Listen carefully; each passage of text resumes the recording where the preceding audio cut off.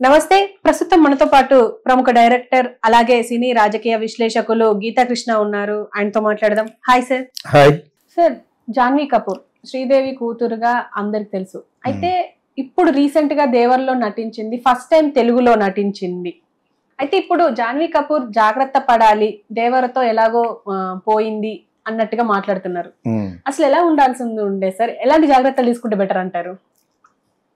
యాక్చువల్గా మన ఇండియాలో కమర్షియల్ సినిమాలు అంటే, ఎస్పెషలీ తెలుగు సినిమాలు అంటే, హీరోయిన్ని ఎక్స్పోజ్ చేసి ఆమె యొక్క అంగాంగ సౌందర్యాలను పెట్టడం కోసం పెడతారు 90% సినిమాలు. అంటే గ్లామర్, జస్ట్ గ్లామర్. మన ఇండస్ట్రీలో గ్లామర్ అంటే అర్థం ఏంటంటే కొంచెం సెక్షువల్గా అర్థంగా చూపించి సినిమాల్లో ఉండే క్యారెక్టర్లు ఇస్తారు. వాళ్ళ క్యారెక్టర్ ఏముంటుంది అందులోనూ, పాట పాడినప్పుడు వస్తుంది, ఆ పొజిషన్ అయిన వాళ్ళ కూతురు, వాటికేమో ఇష్టం ఉండదు హీరో దగ్గర తిరగడం. అయినా కూడా అది ఆడితో వెళ్ళి పాటలు పాడుతూ ఉంటుంది. ఆ డెమో బిగినింగ్ కొంత ఏడిపిస్తూ ఉంటాడు. ఇదే కదా చిరంజీవి సినిమాలో మనం చూసాం, సమీరా రెడ్డి, ఎవరెవరో సినిమాలు ఉన్నాయి కదా. ఇవన్నీ చిరంజీవి యొక్క హిట్ సినిమాలు అన్నీ చూసినా కూడా ఇలాగ ఉంటుంది. ఆ అమ్మాయి క్యారెక్టర్ ఉండదు. క్యారెక్టర్ ఉండే సినిమాలు ఈ మా సినిమాలు, ఒక కోకిల, సంకీర్తన, ఆమె పేరే కీర్తన, విమెన్ బేస్డ్ సబ్జెక్టులోనే సబ్జెక్ట్ ఉంటుంది. వాటిల్లో యాక్ట్ చేస్తూ అనేది కొత్తగా వచ్చే వాళ్ళకి ఎందుకు ఇంట్రెస్ట్ చూపించినట్టు వాళ్ళ ఫాదర్ వాళ్ళను. గ్లామరస్ సినిమాలో అయితే ఈజీగా వెళ్ళి 4 పాటలు పాడేసి అలా తిరిగేసి వచ్చేస్తారు, ఒక 5-6 కోట్లు వస్తుంది. అర్థమైనప్పుడు నీకు దాని అంత ఈజీ ఏదే ఉండదు. దానికే ఏం చేశాడు ఆయన. శ్రీదేవి విషయంలో అలా కాదు. శ్రీదేవి యాక్ట్రెస్, అలాంటి సినిమాల్లో భారతరాజ సినిమాలో చేసింది, మంచి నటి, చూడగానే వలప్షియస్ పర్సనాలిటీ, అందమైన అమ్మాయి. ఒకసారి ఈ అమ్మాయితో సినిమా తీయాలనిపించుకునే అంతటి గ్లామరస్ గా రాఘవేంద్రరావు గారు చూపించాడు జగదేక వీరుడులో. సో వాట్ డాట్ అన్నీ ఉన్న అమ్మాయి ఎవరో శ్రీదేవి. మొన్న కరణ్ జోహర్ అందరితో కూర్చున్నప్పుడు ఆ కరణ్ జోహర్ అనుకుంటా ప్రశ్న వేసాడు, మీకు ఇండియాలో ఎవరో ఫేవరెట్ అని జూనియర్ ఎన్టీఆర్ని అడిగారు. శ్రీదేవి అన్నాడు. ఆ పక్కన కూర్చున్న సైఫ్ అలీ ఖాన్ ఎవరో, అది నేను చెప్పాలి యాక్చువల్గానే అన్నాడు. ఒక విధంగా కరెక్టే, ఏజ్ వైజ్ చెప్తే సయ్యద్ అబ్బాయి కంటే కూడా శ్రీదేవి పెద్దది. శ్రీదేవి ఆల్మోస్ట్ 60+ చచ్చిపోయేటప్పటికి, ఆడికి 70 ఉండదు, 60+, 63 ఎంత అనమాట. సో 63 తనకి అత 63 ఉండదు కదా వీడికి, సైఫ్ అలీ ఖాన్కి. అని చేత సైఫ్ అలీ ఖాన్ మాత్రం చాలా బ్యూటిఫుల్ యాక్ట్రెస్. షర్మిలా ఠాగూర్, షర్మిలా పటౌడీ ఎందుకు ఏంటంటే పటౌడీ క్రికెట్ అని పెళ్లి చేసుకుంది కాబట్టి. అదేంటే is nawab, born rich aristocrat family. అదేంటే ఎన్నిసార్లు చెప్పినా అప్పుడప్పుడు చెప్పేస్తాను. ఆయన ఇంట్లో తీసిందే యానిమల్, ఆ ఇల్లు అద్దెకిస్తారు షూటింగ్ కోసం. సో ఆ సైఫ్ అలీ ఖాన్ ఏం చెప్పాలని, సైఫ్ అలీ ఖాన్ ఎవరో సైఫ్ అలీ ఖాన్ అంటాడు. జూనియర్ ఎన్టీఆర్ చాలా కుర్రోడు కదా, శ్రీదేవి నా ఫ్యాన్ అని అంత పెద్దోడు కాదు కదా. అర్థమైనప్పుడు నీకు. సో అక్కడ జాన్వీ కూడా ఉంది. అక్కడ జాన్వీ గురించి చెప్పాలంటే నేను అంత గ్లామరస్ కాదన్నాను, గ్లామరస్ కాదు కాబట్టి కాదు, శరీర అవసరం అంతా ఈ హార్మోన్ ఇంజక్షన్ ఏదో వాడేసినట్టు ఉంది, ఎవరి అడ్వైజ్తో వాడిందో. దాని గురించి all rest of your properties బాగానే ఉంటాయి. దాన్ని కంట్రోల్ చేసుకోవడం కోసం జిమ్కి వెళ్తుంది, బాగుంటుంది యాక్చువల్గాను. గ్లామరస్ ఎందుకన్నా అంటే ఫేస్లో వాళ్ళ అమ్మకున్న గ్రేస్ లేదు. కానీ ఆ అమ్మాయి ఫ్లాప్ అయినాయో హిట్ అయినాయో నెట్ఫ్లిక్స్లో కానీ అమెజాన్ ఉన్నాయి, అన్నిట్లో చాలా బాగా యాక్ట్ చేస్తుంది. మంచి యాక్ట్రెస్ తను, చాలా మంచి యాక్ట్రెస్. అచేత ఆ అమ్మాయికి ఉండే మార్కెట్ ఉంటుంది. మరి చాలా కాలం తర్వాత శ్రద్ధా కపూర్ ఎలా వచ్చింది, పెద్ద గ్లామరస్ కాదు అమ్మాయి, మంచి మంచి సినిమాలు చేసింది, ABCD అని. అంతకుముందు ఇంకొక మంచి సినిమా యాక్ట్ చేసింది, ఆషికీ 2 అని చేసింది. రెగ్యులర్ గ్లామరస్ గర్ల్ కాదు అమ్మాయి, బట్ స్టిల్ అమ్మాయి షీ స్టాండ్స్. ఇప్పుడు యాక్ట్ చేసిన సినిమా అప్పటికి అమ్మాయి వయసు 37 years, రాజ్ కుమార్ రావుకి 39 years అట. సో ఇప్పుడు ఈ అమ్మాయికి వాళ్ళకంటే 20 ఏళ్ళు, 15 ఏళ్ళు చిన్నది. She has got very good future. కాకపోతే ఓన్లీ గ్లామర్ రాకపోవచ్చు కానీ, బట్ శరీర సౌష్ఠవం అంతా బాగున్నప్పుడు ఎందుకు రాదంటే వస్తుంది. బట్ స్టిల్ శ్రీదేవితో కంపేర్ చేసుకుంటారు అనుకోకుండా. శ్రీదేవి వల్ల పుట్టిన వల్ల అంత పేరు వచ్చింది. But at the same time bad name కూడా ఎందుకు వస్తుందంటే ఆవిడతో కంపారిజన్ అంటూ ఉంటుంది. ఇప్పుడు ఎన్టీ రామారావు గారితో కంపేర్ చేసుకుంటారా బాలకృష్ణనే, ఎన్టీ రామారావుతో కంపేర్ చేసుకున్న నెక్స్ట్ జనరేషన్ జూనియర్ ఎన్టీఆర్. అని ఆయన చాలా అందగాడు రామారావు గారు, నటుడు, పౌరాణికుల కింగ్. సరే పాత సినిమాలు చూడండి, ఎన్టీ రామారావు గారి సినిమాలు బాగుంటాయి. వగలరా నీవి నీవే కొన్ని పాటలు ఉంటాయి, ఎలా ఉంటుంది ఆ ముక్కు అదని. సో అప్పుడు ఆయనతో కంపేర్ చేసుకుంటే మిగతా వాళ్ళు చాలా మంది వెళ్ళిపోతారా. సో అదే ఈ అమ్మాయి కూడా జరుగుతుంది యాక్చువల్గా. ఇది ప్రాసెస్, ప్రజల్లో ఒక ఇమేజ్ ఇంప్రింట్ అయిపోయి ఉంటుంది మనసులో.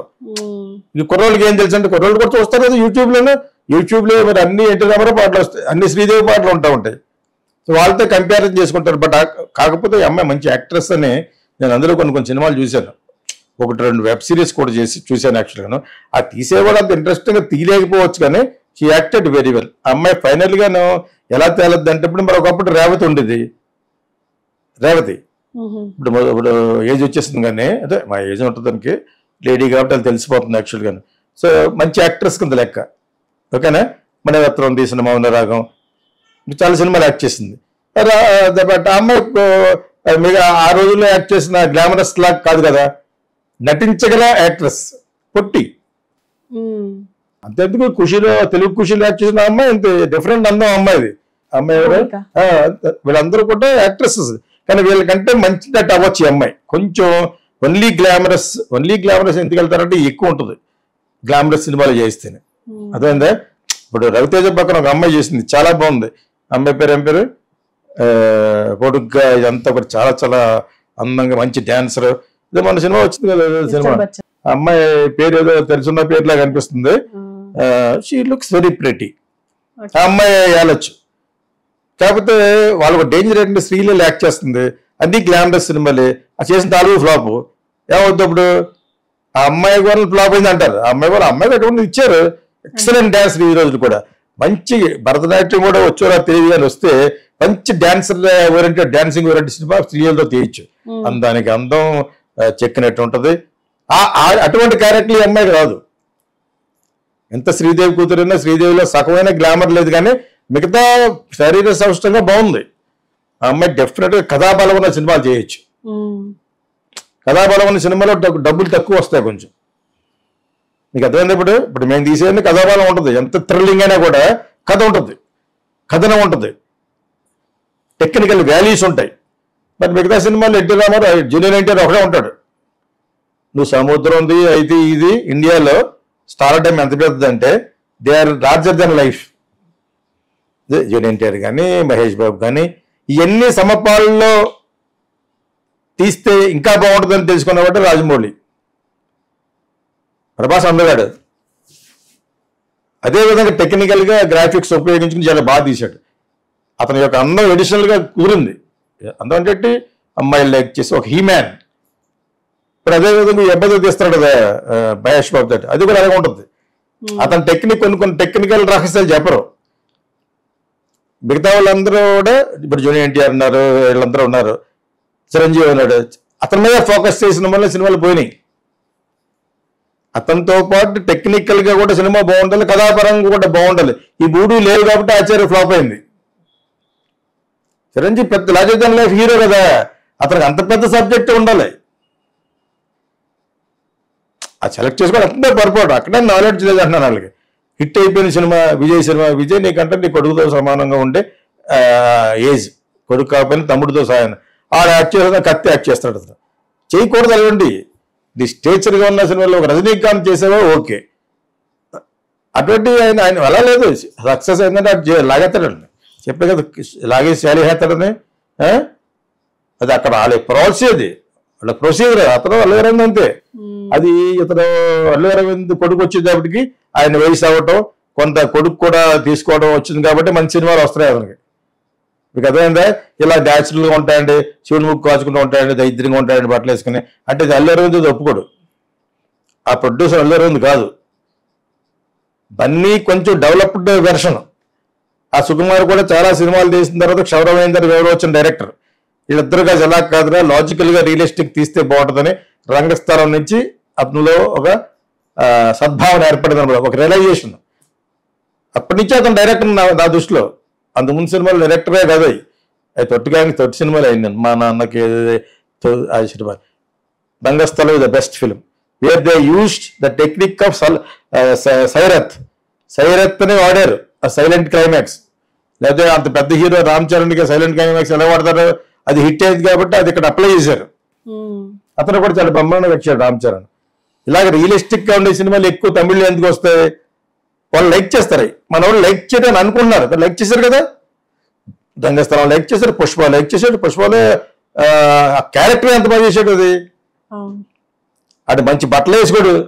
మంచి బట్టలు అంటే ఏంటంటే మన పల్లెటూళ్ళు వేసుకోవడం అలాగే ఉంచుతాడు అనమాట. అదే వెరైటీ అయిపోయింది. లేకపోతే ఈజ్ ఎ బిగ్ హీరో. అది ఎక్కడంటే మొత్తం దేశం అంతా కుదేసింది. అప్పుడు ఇంకా మంచి రియలైజేషన్ వచ్చి ఉంటుంది బన్నీకి కదా. దాని చేత శ్రీదేవి కూతురు డెఫినెట్ గా కథాబలం ఉన్న సినిమాలు ఎన్నుకోవాలి. ఇందులో చాలా రివ్యూలు చూశాను, నేను చూస్తాను త్వరలోను. అందులో ఏంటంటే ఆ అమ్మాయి క్యారెక్టర్ పాటలు పాడడానికి వచ్చినట్టు. అందరూ అంత ముందు అంతే, చిరంజీవి సినిమాల్లో కూడా పాటలు పాడడానికే వస్తుంది హీరోయిన్. ఎంత పెద్ద హీరోయిన్ తీసుకోండి మీరు, కథలో నిమగ్నం అవ్వదు. కథలో నిమగ్నం అయ్యారంటే బాగా టైప్ సినిమాలు ఉంటాయి, అది మనసులో పెట్టుకుంటుంది. ఇప్పుడు గురువు తీశాడు, ఆ అమ్మాయికి ఒక పాట పెట్టాడు. ఆ పాట ఒకటి హిట్ ఐశ్వర్యరాయ్ తోటి. అభిషేక్ బచ్చన్ తీశాడు, సినిమాలో అమ్మాయి కనపడదు. తందానే తందాని పాట ఉంటుంది కదా, అది అందరూ ఎందుకు పాడుకుంటారు చిన్నపిల్లల కాడి నుంచి. అలా చేసాడు రెహమాన్. అది అంత అందంగా పాట తీసాడు. అక్కడి వరకే అమ్మాయి క్యారెక్టర్ ఉంటుంది. అంబానీ స్టోరీ అది. గురువు అనేది ధీరుభాయ్ అంబానీ కదా. అందులో ఇక్కడ ఉన్న కొడుకుల్ని కూతుర్లు చేసేటట్టున్నాడు, మరి దగ్గరగా లేకుండా. అంటే ఇటువంటి పొరపాటు ఒకటి చేశాడు. ఇరువరు అని, ఇద్దరు అనే సినిమాకి కరుణానిధి మీద మరి మన ఎంజీఆర్ మీద తీస్తే కరుణానిధి చూపించమన్నారట. చూపించిన తర్వాత నీకేం పని లేదా, మా ఎదురు తప్పితే ఇంకెవరు కనపడలేదట నీకు అన్నాడట. అది అట్టర్ ఫ్లాప్ సినిమా అది. ఇక్కడ ఇద్దరు అంటారు. ఇక్కడ అదే ఇప్పుడు ఎంజీఆర్ అంటేనే కరుణానిధి అంటే దేశం అంతా ఇప్పుడు ఎవరు తెలిసే అప్పటికి. అలా తీయకూడదు. నీకు తమిళకి మ్యాక్సిమం తెలుగులో కూడా తెలియదు ఎవరికైనా. తెలుగులో పొలిటీషియన్ గురించి తెలిసింది ఎప్పుడు, రామారావు గారి గురించి. రామారావు గారు పాలిటిక్స్ లో వచ్చిన తర్వాత పేపర్ చదవడంలో రిక్షావాడు. అదే ఆ రిక్షావాడు క్యారెక్టర్ వేసింది పుష్ప. కథాబలం, టెక్నిక్ అన్ని జోడించి సహజమైన క్యారెక్టర్ లాగా తీర్చిదిద్దగలిగాడు కాబట్టి అదే లాజికల్లీ రియలిస్టిక్ అంటున్నాను నేను. ఇది కొత్త జానరే. లాజిక్ మిస్ అవ్వకూడదు, రియలిజం మిస్ అవ్వకూడదు. ఆ రియలిజం లో ఉండే క్యారెక్టర్ని పెద్దవాడిని పెట్టాలి. చేయడు చిరంజీవి అంటాడు, ఏదో ఒక సినిమా చేశాడు స్వయంకృషి, చెప్పులు కొట్టున్నట్టు. అదేందా ఆపద్దు అందవుడును. ఈ రెండు ఆయనయే, విశ్వనాథ్ గారి. ఓకే, అదేనా డైరెక్టర్ గురించి అక్కడ చేయాలని అతనికి కూడా ఉండటం వలన 10 సంవత్సరాలు ఒకసారి చేశాడు. ఇప్పుడు ఎటువంటి సినిమాలు వస్తాయి. మన పారంజిత్ తీసిన సినిమా ఎటువంటిది, గ్లామరస్ గా ఉన్న వాళ్ళందరికీ అలా గడ్డల మధ్య దైత్యంగా పెట్టాడా విక్రమ్ గడ్డ అండి. ఇప్పుడు అతనికి సక్సెస్. అతను ఒకటి వెటరీ మారని ఇప్పుడు ఆ డైరెక్టర్ దగ్గర చేస్తామని వీళ్ళు అడుగుతున్నారు. జూనియర్ ఎన్టీఆర్ అన్నాడు నేను చేస్తానని. అటువంటి రియలిస్టిక్ క్యారెక్టర్ చేసే సినిమాల్లో ఈ అమ్మాయి బాగుంటుంది. మంచిది అంటే కాదని అనలేదు, ఎందుకంటే నేను 2-3 చూశాను వెబ్ సిరీస్లో. She acted very well. ఉంది అందులో బ్లడ్లో ఉంది, ఎక్కడ నేర్చుకుంది, ప్లస్ అవన్నీ మెథడ్ యాక్టింగ్ అని నేర్చుకుంది. కాబట్టి ఒరిజినల్గా శ్రీదేవి అంత బాగోదు. కాకపోతే శారీరక సౌష్ఠంగా గ్లామరే, ఏదో హార్మోన్ ఇంజక్షన్ వాడేసిందేమో ఒకేలా ఆయన బాగానే ఉంది. కానీ శ్రీదేవి అంత అందగత్తు కాదు. అదే మీకు అంత అందంగా లేదు. అమ్మాయి అంత చెక్కు చేతున్నది. ఎంతకాలం యాక్ట్ చేసింది, 30-40 ఇయర్స్ యాక్ట్ చేసింది. చిన్న పిల్లల నుంచి యాక్ట్ చేస్తుంది. బడిబంతులు రామారావు గారు మనవరారు. 16 ఏళ్ల వయసు నుంచి మంచి 16 ఏళ్ళ అమ్మాయికి అప్పుడు 17 అక్కడి నుంచి భారతరాజు తీసేది. అది కూడా అక్కడి నుంచి చెక్కు చెదరకుండా ఉంది. బాలీవుడ్ వెళ్ళిన తర్వాత ముక్కు ఆపరేషన్ చేయించుకుంది, ప్లాస్టిక్ సర్జరీ చేసుకుని టు కరెక్ట్ ఇట్. సో అంత అందంగా లేదని అంటారు అమ్మాయి. కాబట్టి ఈ అమ్మాయి కూడా మంచి యాక్ట్రెస్. బట్ జూనియర్ ఎన్టీఆర్ సినిమాలో పాటలే ఉంటుంది, ఇంకే క్యారెక్టర్ ఇస్తారు, ఇచ్చేది కదా. ఈ పొరపాటు ఇతను చేయలేదు రాజమౌళి. నేను ఇంకే సినిమా కూడా చూడకుండా చెప్పకూడదు, కానీ ప్రతి క్యారెక్టర్కి ఒక ఇది చేశాడు, ఇంక్లూడింగ్ రమ్యకృష్ణ క్యారెక్టర్కి. మీకు అర్థమైందా? ప్రతి క్యారెక్టర్కి వాళ్ళని పెట్టుకున్నామంటే వాడిని ఇంత ఇంపార్టెన్స్ ఇచ్చి చేసుకోవాలి. తర్వాత ఆర్ఆర్లో హీరోయిన్ ఏముంటుంది మీకు తెలియక అమ్మాయి అలియా భట్ అంటున్నారు. 3 సీన్లు ఉంటాయి అమ్మాయి, ఒకే లొకేషన్, లంగావాణి మారుస్తారు అంతే. 3 సీన్స్. అజయ్ దేవగన్ ఎన్ని సీన్లు, ఒక్కరోజు వర్క్. అది ఒకే రోజు అవుట్డోర్, ఆ బాణాలు వేస్తూ ఉంటాడు కదా అంతే. తెలుసు అతనికి ఆ క్యారెక్టర్ అవి చాలని. హీరోలకి వెనకాల బలం ఇచ్చే క్యారెక్టర్లు అయ్యే. సో అతనికి త్రూ ప్రాక్టీస్, త్రూ అనుభవంతో ఏ క్యారెక్టర్ని ఏ విధంగా వాడుకుంటే అతను వాళ్ళ ఫాదర్ అందరూ కూడా సినిమా పిచ్చోడ్లే. కీరవాణి ఫాదర్, ఆయన ఫాదర్ వాళ్ళందరూ మరి హెల్ప్ చేసి తీసుకుంటాడు లేదు తెలియదు, కానీ వాళ్ళ ఫాదర్ డెఫినెట్గా కథిస్తాడు కాబట్టి తీసుకుంటాడు. కీరవాణి ఫాదర్ కూడా వీళ్ళందరూ సినిమా మనుషులు, ఫిల్మ్ బఫ్స్ అనే దానికి అర్థం వాళ్ళందరూ. అతను కూడా ఒరిజినల్గా ప్రతి సినిమాని చూసి గుర్తుపెట్టుకునే మనిషి. అతను ఏ పొరపాటు చేయలేదు. కమర్షియల్ అంటే కమర్షియల్గా తీశాడు. మనవాళ్ళు పెట్టారు జూనియర్ ఎన్టీఆర్ తక్కువ చేశాడు, ఎక్కడా తక్కువ చేయలేదు. అది కథాబలం మెయింటైన్ చేస్తూ అసహజంగా తీసేసిన మీరు ఫిల్మ్ మేకరే అతను. అన్ని అసహజమే. ఆ పై నుంచి పడతాడట, కొన్ని వేల మంది కొట్టేస్తాడ ఎవరు రామ్ చరణ్. అది నమ్మబులుగా ఉన్నది, నమ్మించాడు. Because these heroes are larger than life అని ప్రూవ్ చేశాడు. అది గమనించాలి డైరెక్టర్లు. ఈ పెద్ద పెద్ద సినిమాలు తీయాలనుకున్న డైరెక్టర్లు అది గమనించాలి. క్యారెక్టర్ పట్టుకోకూడదు, క్యారెక్టర్ సహజత్వ దగ్గరగా ఉండాలి సహజత్వానికి. Plus at the same time logic miss అవ్వకూడదు. లాజిక్ మిస్ అయితే పేర్లు పెట్టేస్తారు. ఈ కొరడాల శివన్న అతను కూడా నేను సినిమా చూసి చెప్తాను. నేను విన్నది ఏంటంటే అదేదో సెపరేట్ వరల్డ్ కింద తయారు చేసి ఈ ప్రక్రియ మరి ఆశ్చర్యంగా ఉంది.